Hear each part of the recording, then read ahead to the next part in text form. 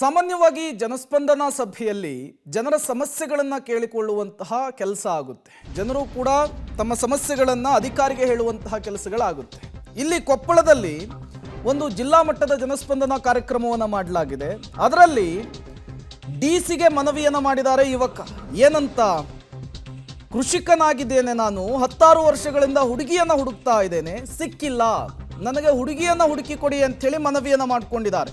ಕೊಪ್ಪಳದ ಡಿಸಿ ನಲಿನ್ ಅತುಲ್ಗೆ ಅರ್ಜಿಯನ್ನು ಕೊಟ್ಟಿದ್ದಾರೆ ಸಂಗಪ್ಪ ಕೊಪ್ಪಳದ ಕನಕಗಿರಿ ಪಟ್ಟಣದ ನಿವಾಸಿ.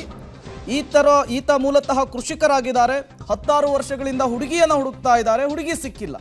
ಯುವಕನ ಮನವಿಯನ್ನ ಕೇಳಿ ಶಾಕ್ ಆಗಿದ್ದಾರೆ ಜಿಲ್ಲಾಧಿಕಾರಿ ಅತುಲ್ ಅವರು.